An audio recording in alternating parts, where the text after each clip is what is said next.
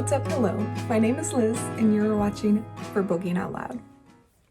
So today is my mid-month wrap-up. I'm currently filming this on Sunday the 16th, so it is about mid-month, so let's just go with that. I am doing this because I read way too many books and okay, let's be realistic. I do this because I don't want my wrap-up at the end of the month to be 40 minutes long.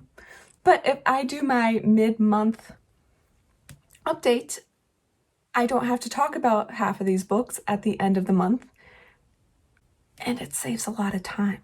Plus, you get to see what I read. It's been working out well, so I keep doing it.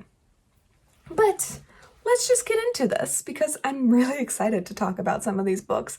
I had 2 5-star books this month already, and if you've been following me for a couple months, you might have known that I have had kind of a 5-star drought. I think I've only had two 5-star books this year, so yeah, so this, considering there's 2 this month alone, this is a wonderful, wonderful month, point blank. So let's go. I have read 9 books so far, which honestly is a ton considering what's happening in my life right now. You'll get that update in the next video. Very, very exciting, but I'm completely exhausted. I am completely busy when I'm not working. I'm taking care of something else. All good things. But look forward to the next video because you'll figure out why I have incredibly tired eyes and I have been really sporadic on my updating schedule. So apologize in advance, but be very excited because life is going on. However, you're here for the book, so let's go with that. The first book I finished this month is something that I started 2 months ago and I've been listening to on audiobook, but it is Full Throttle by Joe Hill. It is his collection of short stories, and I really, really, really enjoyed this. I thought all of these short stories were very, very wonderful. Very, very wonderful. I need more descriptive words in my vocabulary. But honestly, he starts it off with this introduction about his life growing up as... Okay, let's just get it out of the bat. It says, introduction, who's your daddy? Spoiler alert, Joe Hill is Stephen King's son, and he talks about growing up as Stephen King's son and being surrounded by authors, being surrounded by horror paraphernalia, and how much he really didn't want to be an author, really, but like he kind of just loved it, and it was a great introduction. I absolutely loved it. I have not loved an introduction so much since I don't even know when, but if you're in a bookstore or anything, I would just pick up the introduction of this book, point blank, and then buy this book because the short stories are absolutely phenomenal. I loved pretty much all of the short stories in here, but there were just some great, great ones, very creative, and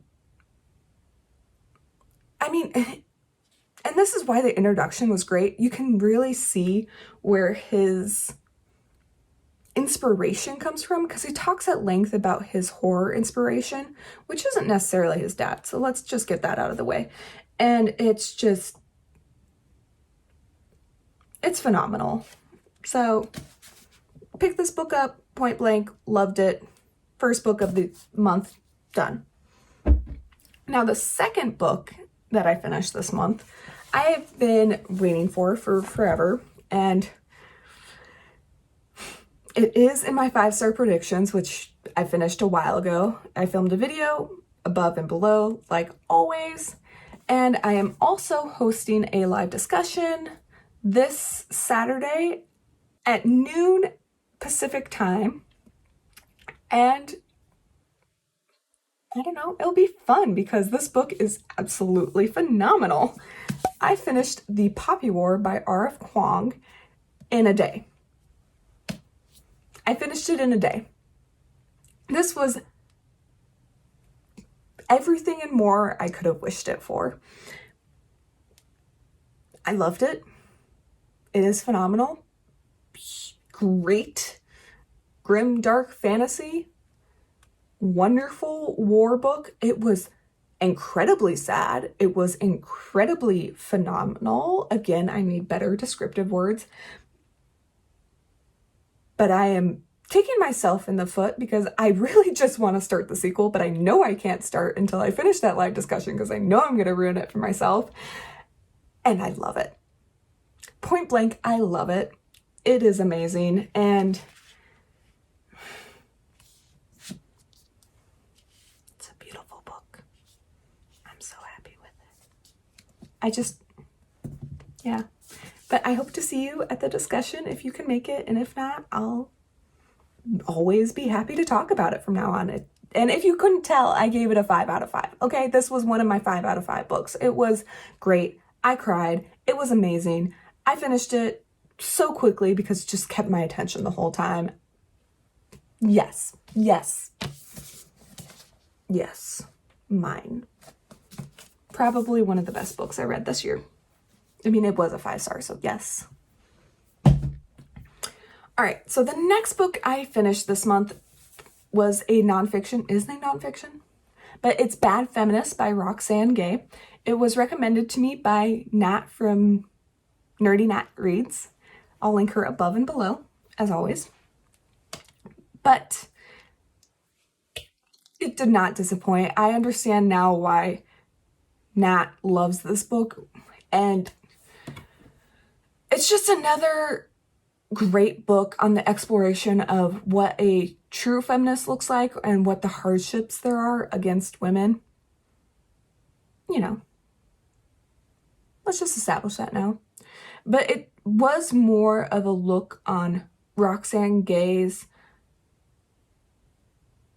personal life on that. And I just thought she had wonderful... I just thought she had a wonderful take on everything she wrote about. There was one essay in particular, and I can't think of it right now, the title, but it really goes, it's like, we failed you. Like, I think it was, no, I don't think. It was about sexual assault and who the blame is about. And it's trying to point out, like, it's not the girl's fault. It's not the situation. It's just everyone else who should be at fault. So society should be sorry for what happened to those females, all females. So it was very powerful to me, and I really, really enjoyed it. And you should read it, point blank. It was phenomenal. And I really want a copy now for my own library. I read it on my ebook, so there you go. Then I finished Act Your Age, Eve Brown, which is the third book in the Brown Sisters trilogy by Talia Hibbert. Like the other 3 books, I thought it was a very cute romance, and if you're looking for a cute adult romance, definitely pick this series up. There's some great representation in it. I've heard that a lot of people don't like the 3rd book as much as they like the other 2 books, but I must be the weird one because I liked the 3rd book better than I liked the other 2 books.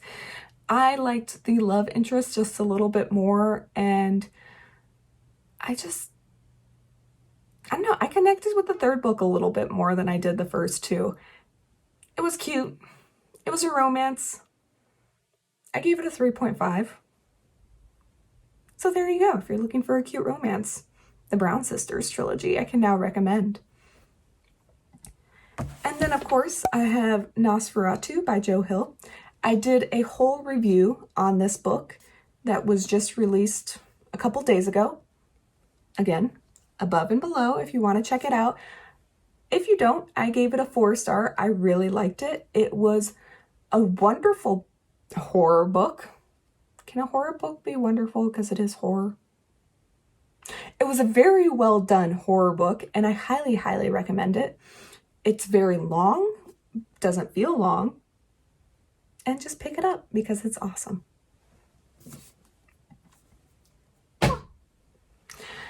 Okay, and then I read 2 more romances. So let's just get these out of the way.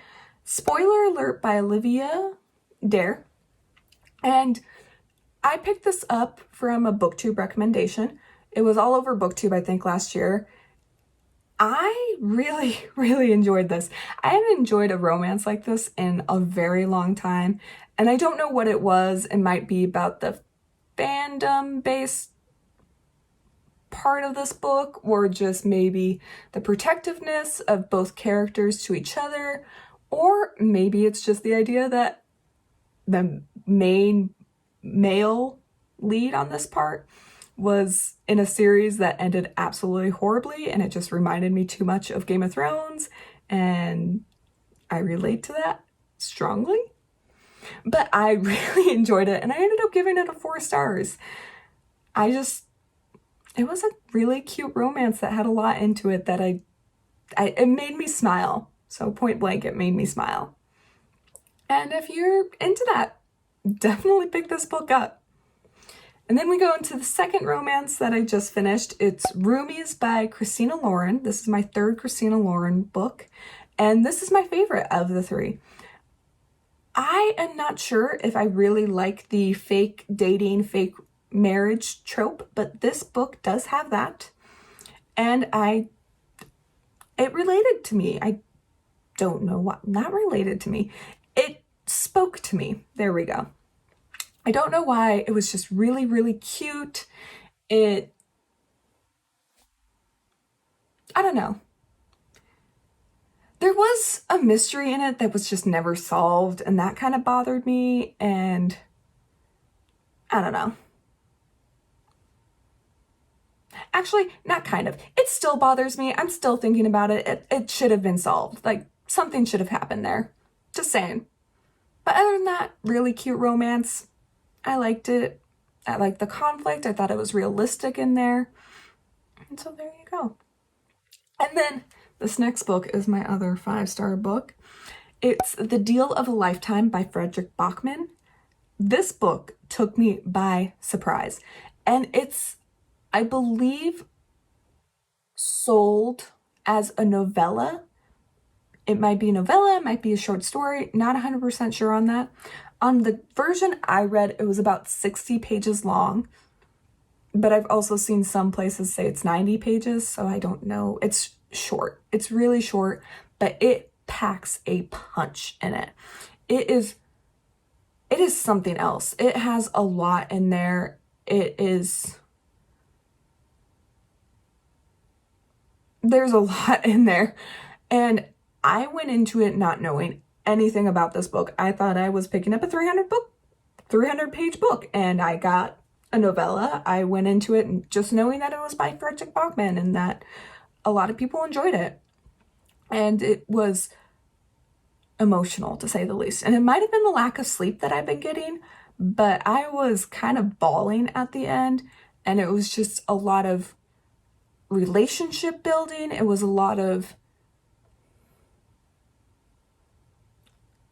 just a lot. And it hit me hard. But it was wonderful. And it was a 5-star book, to say the least. I don't want to ruin it for anyone, because I think I really enjoyed it because I didn't know what it was about. And I might be wrong. But that's just my take on it. And then I literally, just before I filmed this video, I finished The Cousins by Karen M. McManus. This is the 4th book of Karen M. McManus's I read. She is a YA mystery author, and this book is no different. It is a YA mystery, and it mainly focuses on like that inheritance family, rich family trope, right? Where the parents were disinherited, and then a mysterious letter comes into the mail, so the kids need to go and try to win back the inheritance so they're rich.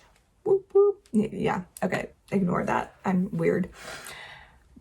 But you have these 3 cousins. They go to their family mansion to work for the summer to try to get to know their grandma and get that money, right? And then they find out there's a lot of things in their family history that they should have known about and why their parents weren't disinherited in the first place, 20 years before the book takes place. It was really interesting. I loved a lot of the twists that happened, a lot more than some of the other Karen and McManus's books. And it was entertaining to say the least. And it was very fast paced, which I enjoyed. And it was just very interesting, I guess. So there you go. So the first 9 books I read this month, and I'm excited for the rest of May. I still have some wonderful, wonderful books to read. I am very excited for the rest of May, and I'm hoping maybe another 5-star book coming up. We shall see. I mean, if I've already had 2, maybe I can aim for 3. So, if you enjoyed this, please give me that thumbs up, and in the comments below, have you read a 5-star book this month? Has May been going well for you as it has for me? Who knows? But I hope you have a wonderful, wonderful day, and I will see you later. Bye.